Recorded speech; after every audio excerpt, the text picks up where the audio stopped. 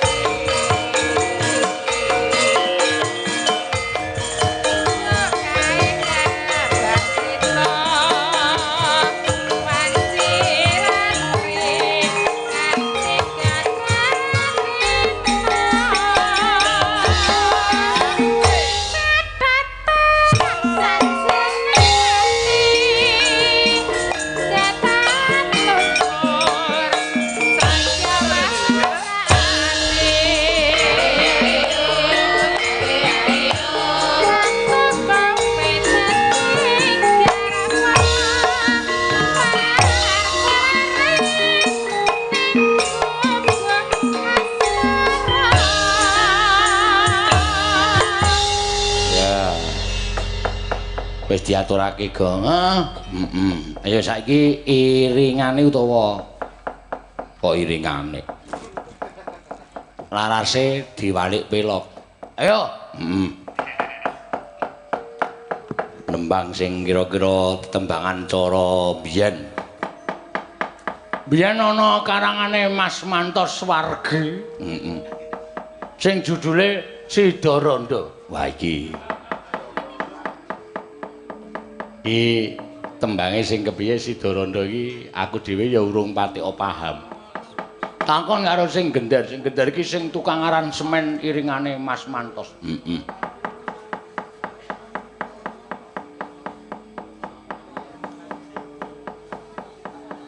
Piye ya lagi tak eling-eling. Sidaranda iki sing piye? Biyen mula aku wis kandha.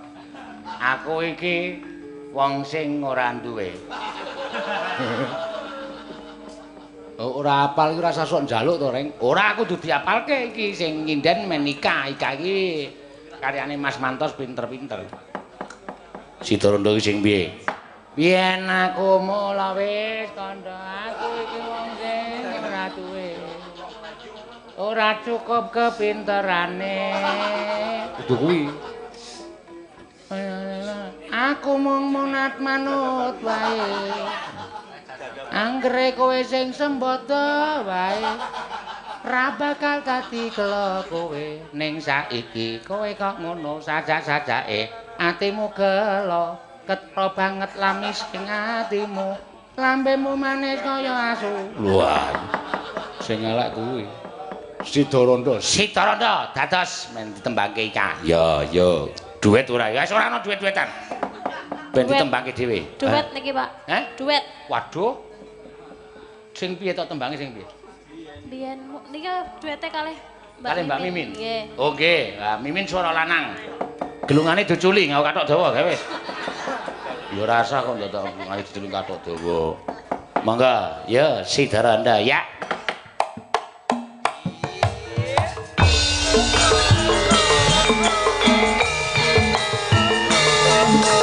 Oh iki ta.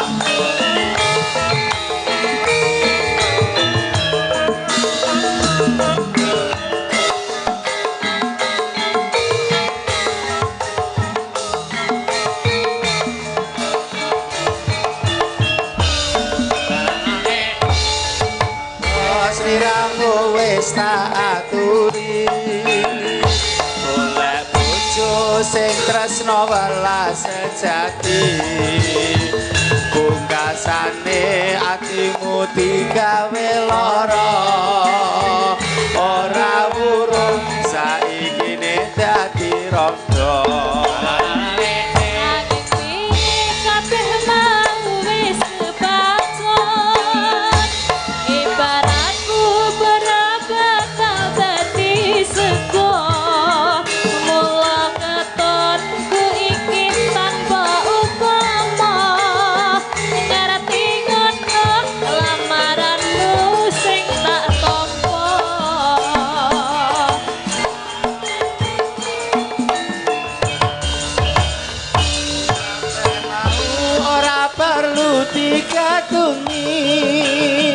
Janjiku mbiyen aku sago ngenteni kowe lan aku muga dadi jodone ra kena prawane tak enteni randane.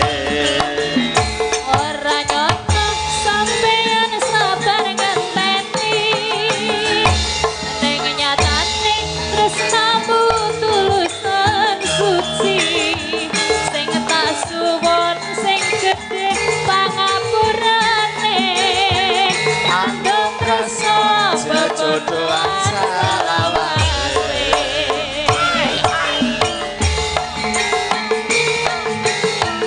Iya. Oke.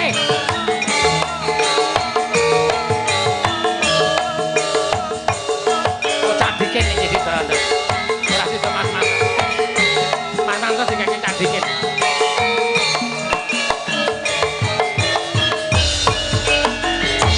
Yen mula sliramu wis tak aturi golek bojo sing tresno welas sejati pungkasane sliramu digawe lara ora burung saiki dadi randha nanging piye kabeh mau wis kebangun ibaratku berat bakal dadi sego mula ketonku iki tanpa upama ngerti ngono lamaranmu sing tak tampa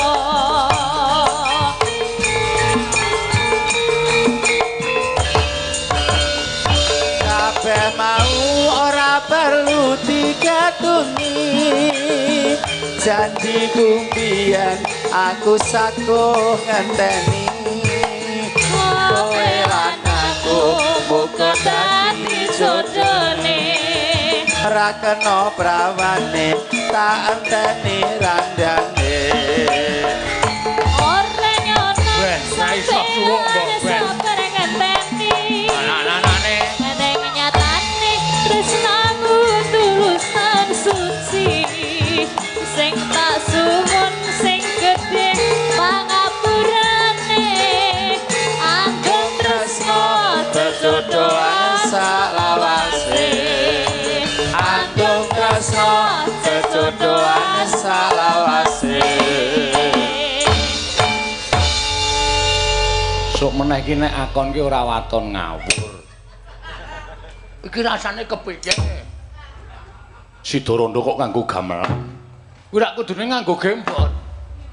Bubar. Ngarani ora iso kok Sidorondo kok karyane Mas Mantos. Sapa, Kong? Candiken. Ah bener. Ngawur garing ki sok tau ning ora dong. Ngene iki ya tak kandhani ya. Kuwi Mas Mantos kuwi bareng wis ora ana terus diserah terimakan kepada Cak Diken. Ora ya pancen sing ngarangi Cak Diken kok ya. Ngawur senengane. Iki sesone ora ngerti nada gamelan karo nada keyboard ora ngawur. Iki rak ming terus ming ngeng tok.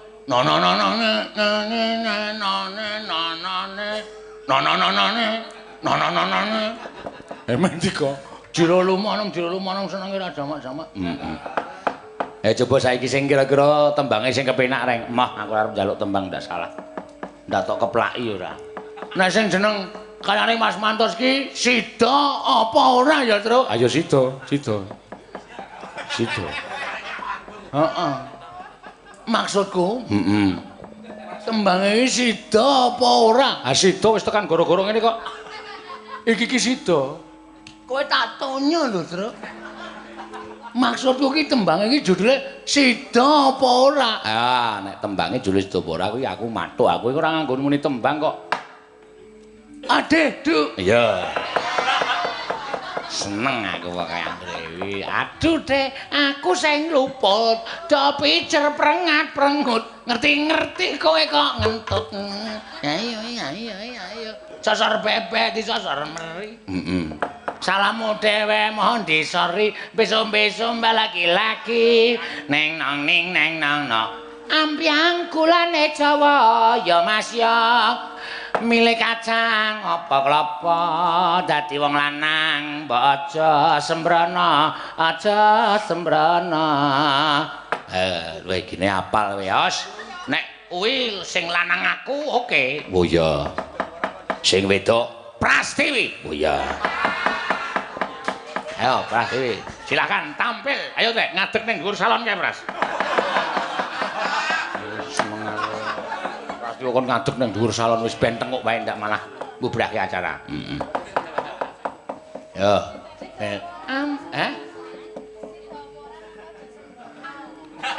Iki mau judulnya apa iki mau? Niki wae sing nyanyekke wae judule Aja Sembrono nek Kowe ora ngerti judul iki ora senangan. Niku Aja Sembrono. Sing kok nyanyekke iki Aja Sembrono. Sembrono. Oh sida apa ora? Nek sida ora waranku, Mas sida apa ora Mas? Kae. Ora sok akon-akon radong. Wis reng remuk raimu. Ha iki mung gara-gara kok mlebu ICU ta aku iki. Ha iya, guajuli sak penake dhewe. Radonge ora ono. Yo, manut aku aja sembrono ya kena, sida para ya kena. Heeh. Dek, sida apa ora, Dek? Ah sida. Iya. Ya picer semaya, Dek. Aku mengko gelo. Nani. Dasar bewek di dasar. Yo coba di unekke, yuk.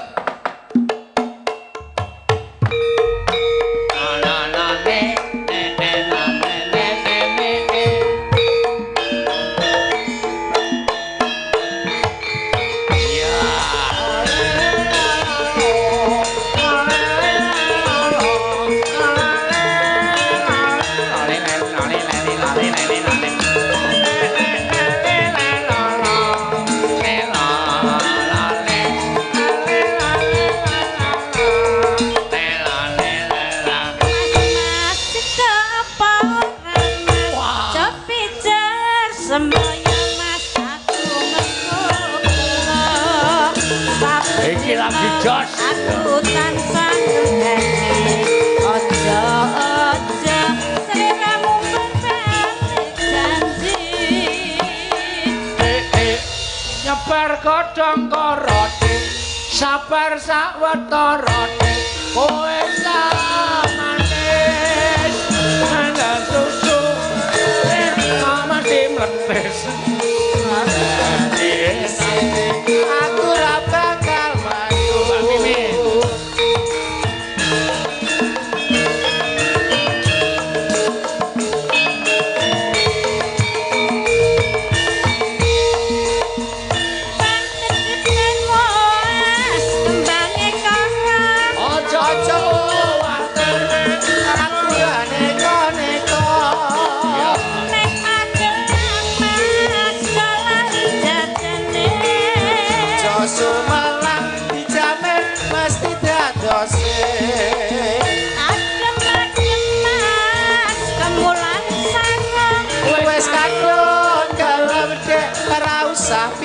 bingung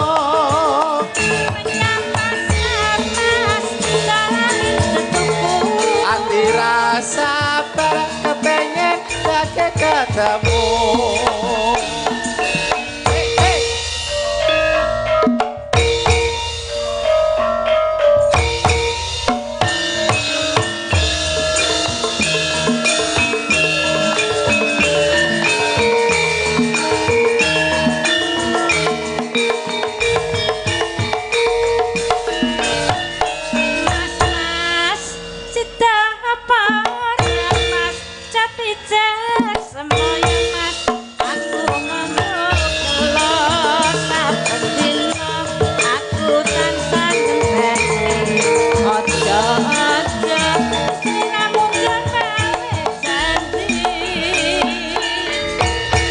nyebar godhong karo dik sabar sawetara dik kowe cah manis wong kesusu akeh wis mesti kleru sane dhisik aku ra bakal mlayu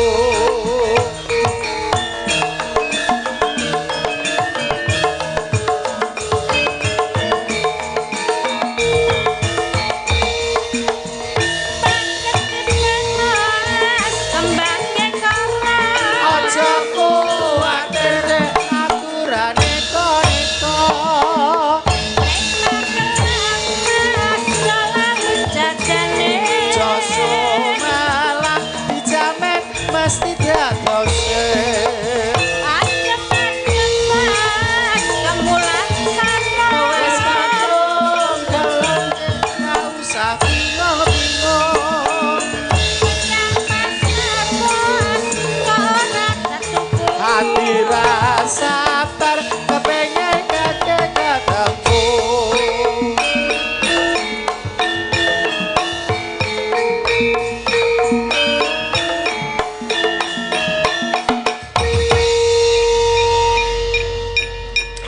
Sing mau sing jeneng Sida apa ora?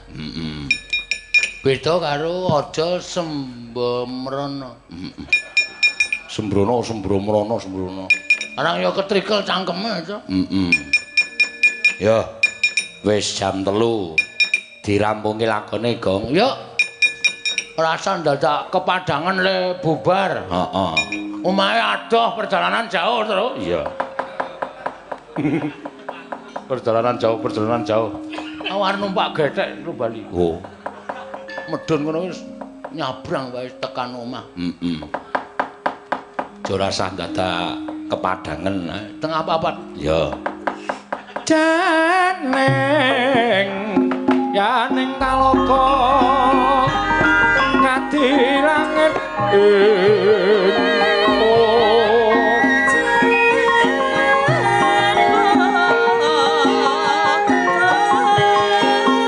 mambang mantep pasulan upamaneka bintang toya kusuma yana sumawur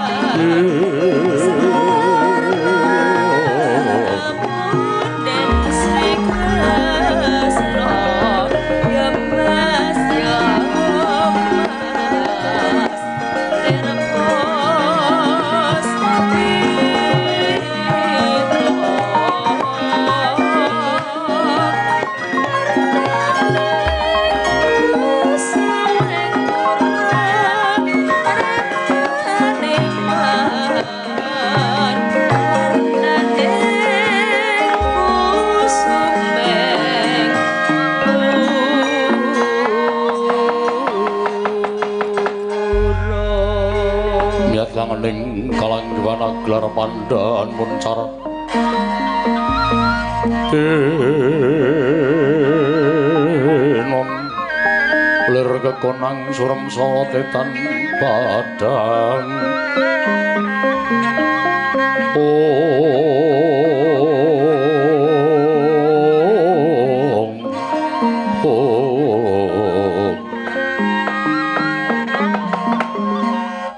Mastu nomo sidam sekaring bawana langgeng Kakang Narada Kakang Resi Kanika Putra kencang warudaya pak pong buk bolong kali codhe sapa sing gawe Menapa di? Ingkang sekawit kayangan katingal tentrem, ayom miwah ayem. Nanging dumadakan boten ngertosangkan paranipun teka wonten gara-gara ingkang sumundul wonten ing ngawiyat Kakang Kanika Putra. Menika saking dayanipun menapa? Dalah. Nyuwun pangapunten restunipun gumun raos sing manah kula dene Paduka Adi Praosti Bathara Guru dangu dhateng perkawis gara-gara ingkang mantuk wonten ing kayuwangan. Mugi andadosna ing kawuningan. Menika boten dipun sababaken saking lemah sangar kayu aing miwah pandhita tapa menika babar pisan boten. Namung wonten satunggiling Brahmana anyar katon ing mapan wonten ing pertapan Kembang Sore nami Begawan Sabdawala. Ingkang gegeraken jagat satemah kathah para nalendra, para senopati, para kawula ingkang samya sumuyut nungkul marang pangripun Begawan Sabdawala manjing dados cantrik tuwin abdinipun Sang Pinandhita. Mekaten Kakang. Inggih. Nyatan estinipun Sabdawala menika dumados saking drajating ngaceplik nanging nyatanipun ingkang kawawah mboyong kanugrahan inggih menika wujuding wayu katentreman menika inggih namung Sabdawala. Namung nuwun sewu pakartinipun Sabdawala ing mekaten menika kala wau tumrap kula sampun sami kemawon anandingi dhateng panguwasaning kadewatan. Jernyatanipun sinten kemawon ing badhek madheg Brahmana kedah nyuwuni dipalilah kaliwan pun Manikmaya. Nah nyatanipun Sabdawala mboten nyuwuni dipalilah dhateng kula. Ing mekaten kula wenang lepataken dhateng adegipun Begawan Sabdawala ing Kembang Sore Kakang Rada. Miat langening kalanggiwan aklar pandan moncar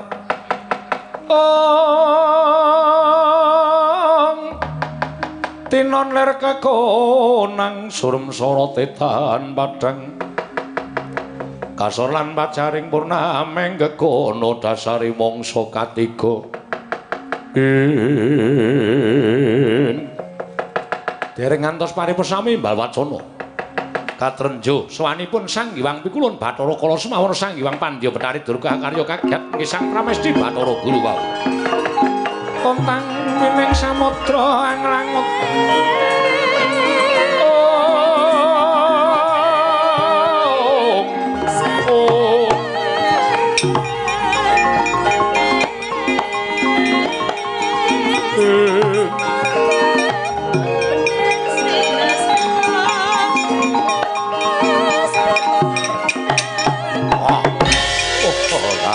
Guru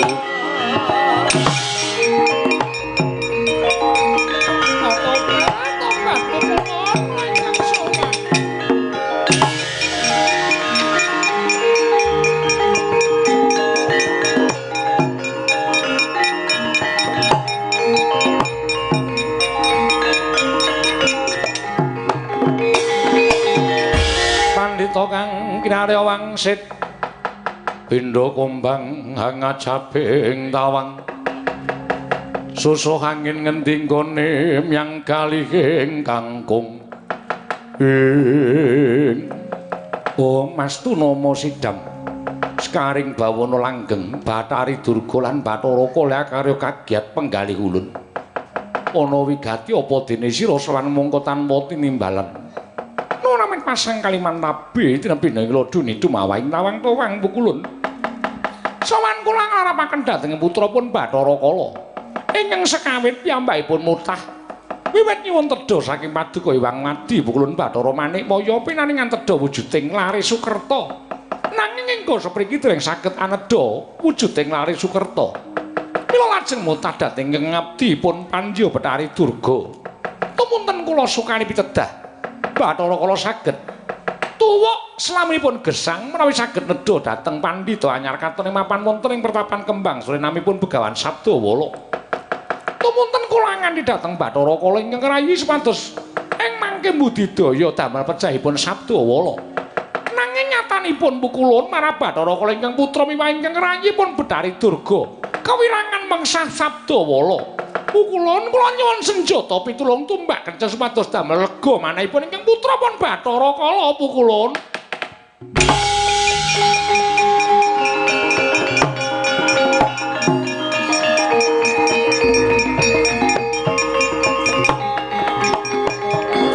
Bumi kunjing langit kelap-kelap katon lir kincanging risang mawe gandrung sabaran katulu wukir moyak mayik saking dias baliwur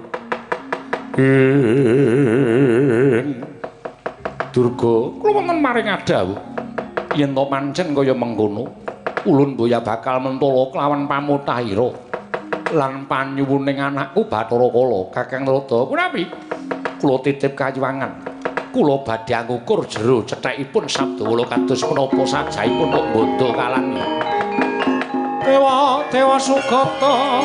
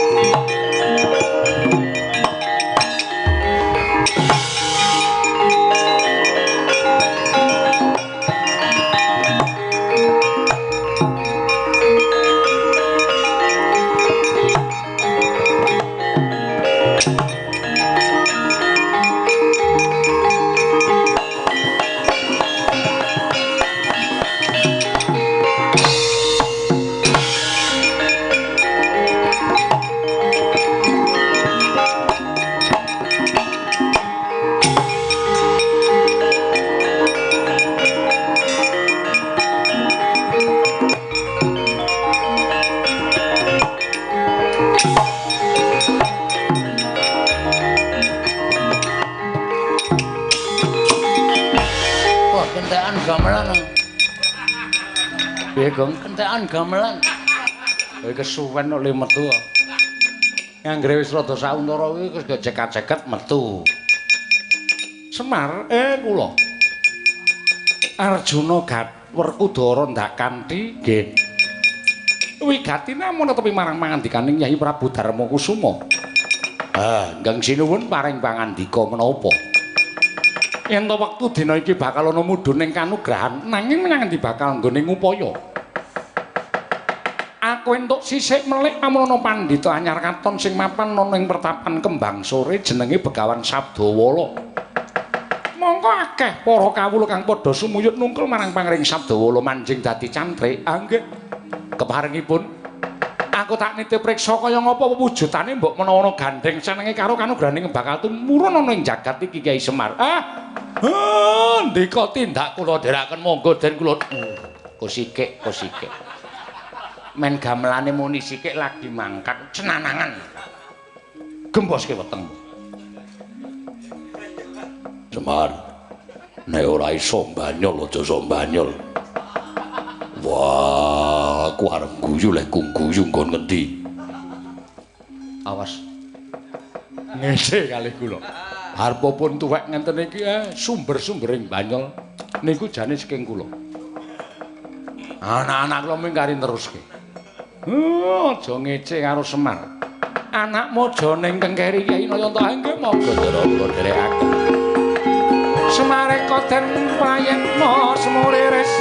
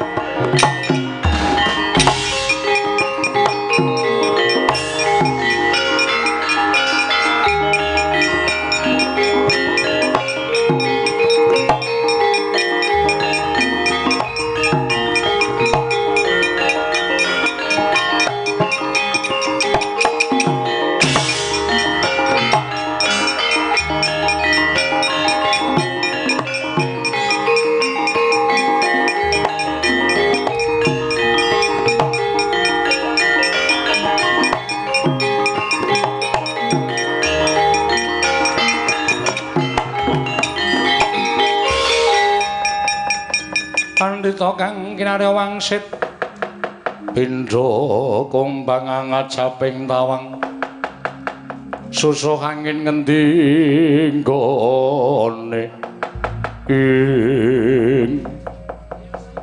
iki Begawan Sabdawala nuwun sewu pukulun leres kula Begawan Sabdawala ulun dewataning para dewa ulun Bathara Guru kita ora nyembah ora ndodhok cetha lamun bener kang dadi ature Bathari Durga sawijining pandhita ingkang kongas sawijining brahmana ingkang riklungguhan samengko katon muluk nanging sira ora ngerti marang unggah-ungguh sarta tata krama Sabdawala ulun dewataning para dewa kita ora nganggo tata krama kang mangkono kita bakal keluputan nuwun sewu nadyan mawi pawadhan menapa kemawon panjenengan sampun ngrencangi dhateng Bathari Durga upami kula menika mawi pawadhan leres temtu dipun lepataken mawi pawadhan ingkang lempeng temtu dipun bengkongaken kita bakal nampa pidana saka ulun monggo anipun badhe paring pidana dhateng kula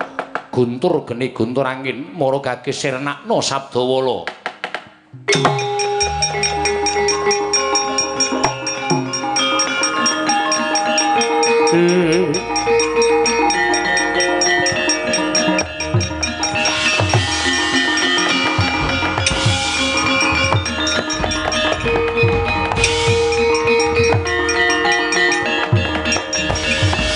Maraina asma bang pangaruna kadinetrane nganggo rapuh sabdaning ukilaring kanikara sageter kene donganing kong lir wuwu sing pene banca aja girang-girang gemuyu kita ora mempan ketaman wujuding guntur geni guntur angin Sabdawala Cestrisula ingkang bakal mungkasi kelawan urip kita pandhita kembang sore yata laruta saking godha sang kura-kula yen namutusa sang Sri ing cipta somliga pusaka Kyai Cestrisula parandring mangke kumelap wonten ing kancing gelunging sang Sabdawala lenggah sang asih prana ngalumpruk sang Manikmaya pukulun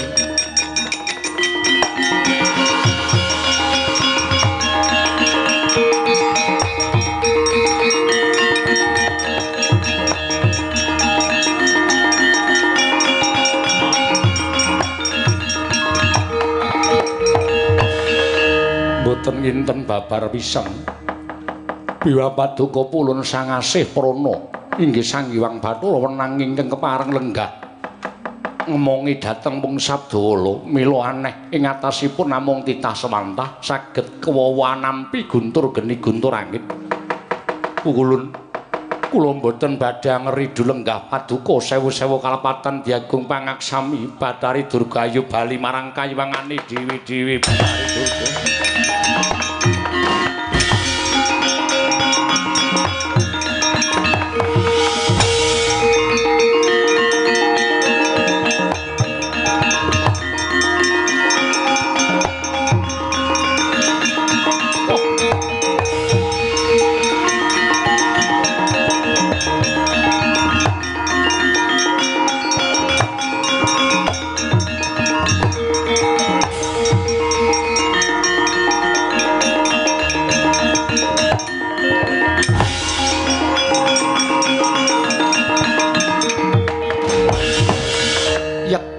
wis pana nenggih Sang Nata Ndarawati. Lamun lenggahing Sang Sabdawala kinayoman dening Sang Hyang Wenang ya Sang Asih Prana. Mila sigra mabuka Susilastawa.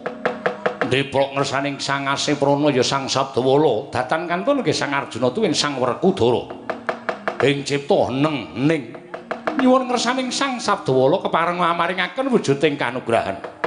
Wenteh wujuding Sang Sabdawala iki ora Petruk kantong bolong iki nayoman Sang Asih Prana.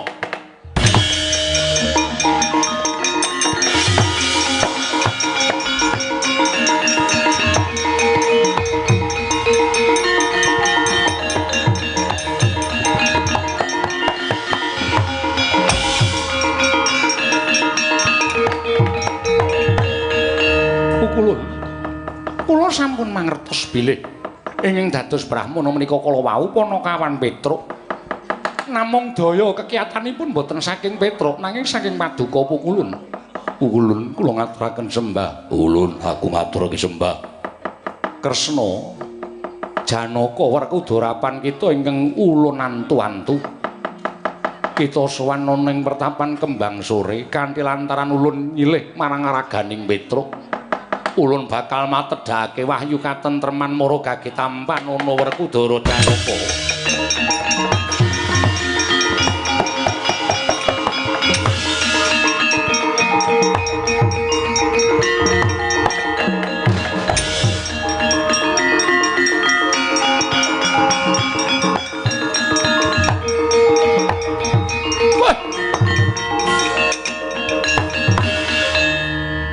Kok kowe? Lah kok dadi kowe? Sik to, Pak, sik to, Pak. Petruk sing nganggo Valentine Day mau.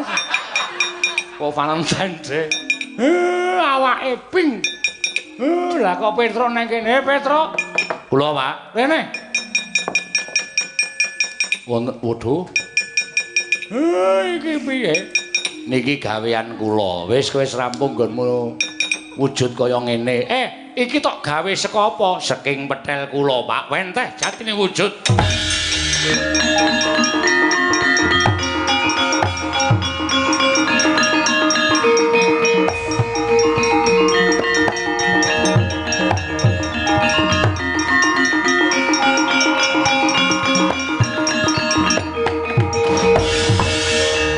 Petruk, Nun.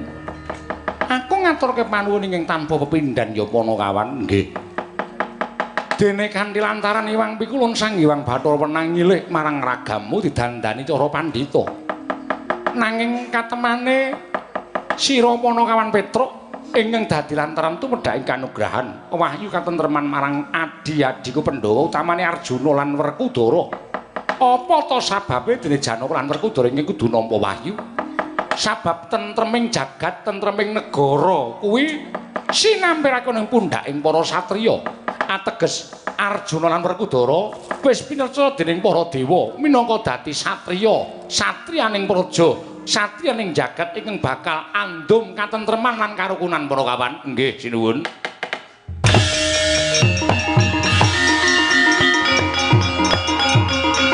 Wah.